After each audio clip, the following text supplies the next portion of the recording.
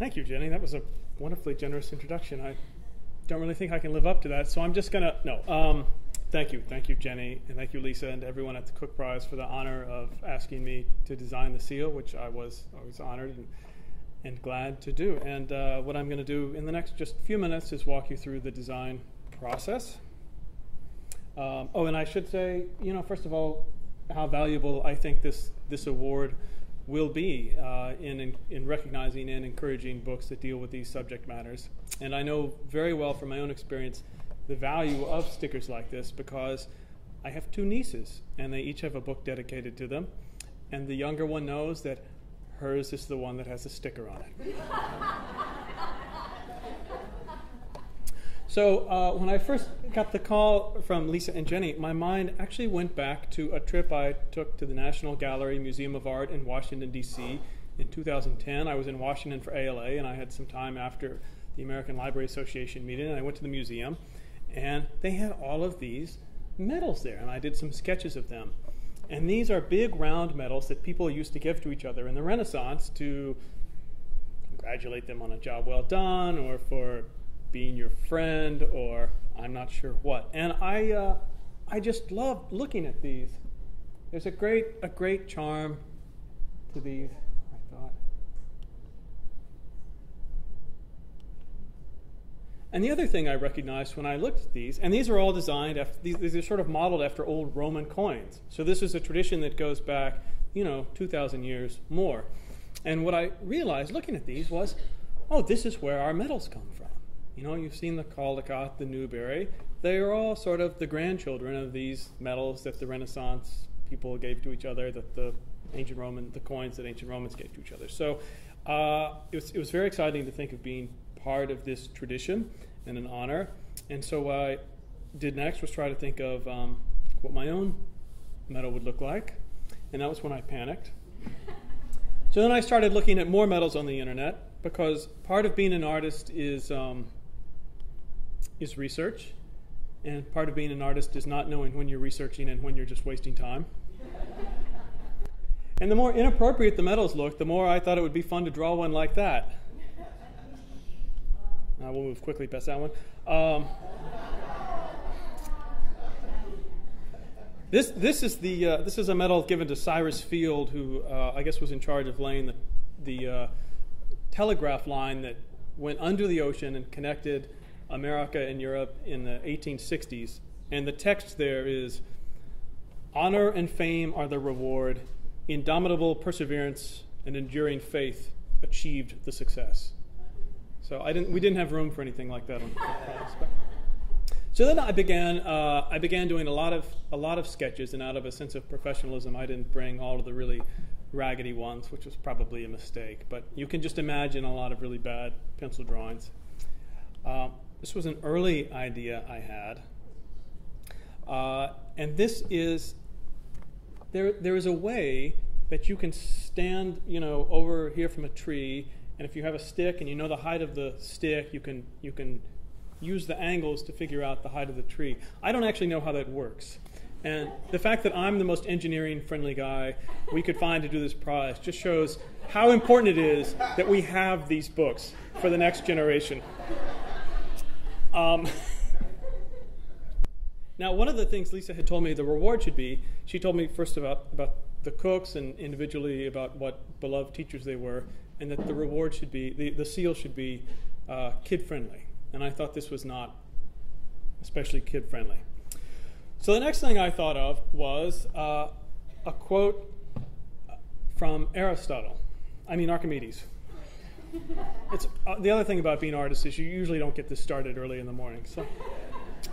And the Archimedes line is, "Give me a place to stand, and with a lever I will move the whole world." And I thought, well, that is a great sort of reflection on what knowledge can do for you. Knowledge can be the lever that helps you move the world. And it's a great example of engineering and science and technology and math. So I worked up a couple of designs with old Archimedes there. And I thought he still was not very kid-friendly. So I thought, well, maybe I can make him a little more cartoony. But still, I thought we weren't quite there.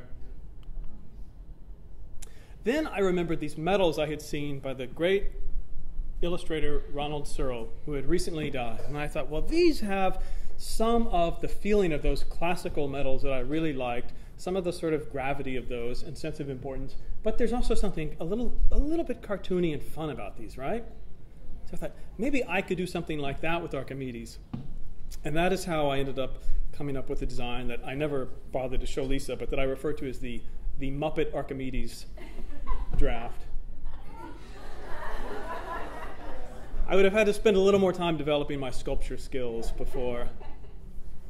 So my next idea was to try to do something that incorporated the image of an orrery. Does anybody know what an orrery is? An orrery is a model that shows you how the solar system works. And these are, I think, beautiful, beautiful objects. I've always loved the way these things look. And I don't know if you can tell, but there would be a knob on this you could turn, and the gears would move, and all the planets would spin around the sun at the correct rate of speed. So it's a really fantastic little machine. And this is sort of a variation. This is called a tellurian, and it just shows you how the Earth and the Moon and Venus sort of operate in their orbits. And I thought one of the great things several great things about these machines is, one, they're pretty small. They take a lot of care and knowledge to make. They're very beautiful. And they teach you about something grand and larger than yourself. And I thought, well, that fits perfectly with these picture books, because these all took a great deal of work and care and skill and knowledge to make, and they're all beautiful, and we all learn something so much larger than just the dimensions of a physical book when we read them. The other great thing about using a tellurian is I thought, well, maybe I have a good excuse to buy one. So started looking on eBay. Started off at $300, but then the bidding went. So I don't have a tellurian, but Christmas is coming.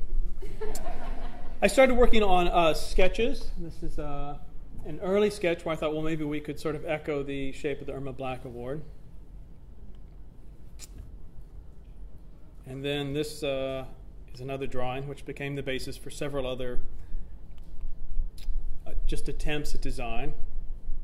My editor has a phrase for the sort of contortions, all the design contortions that an idea goes through, but I didn't know there would be children here, so I'm going to skip that.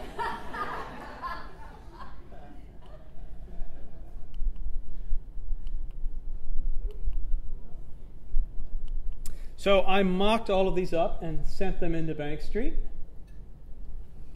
And the judgment was to go with number 1. And after a few more contortions, we ended up at our seal.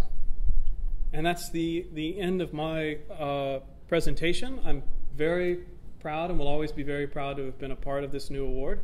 And like I said, the end of my presentation, but just the beginning for the Cook Prize, and I think it's off to a great start. Congratulations to all the honorees and to the winners. Thank you.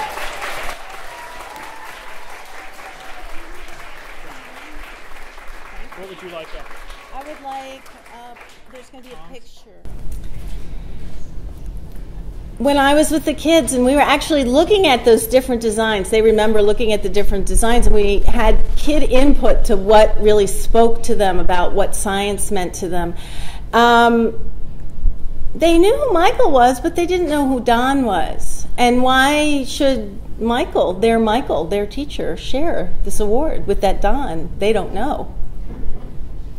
And I said, well, the reason you don't know about Don is the same reason you don't know who talked me into being a librarian. Grown-ups don't talk about that very much. Ellen Lochran. You ever want to do a prize? Ellen Lochran talked me into being a librarian. But not many people know that. So I wanted to ask 2 teachers, one from the graduate school, one from the School for Children, to just say a few words about Don and Michael.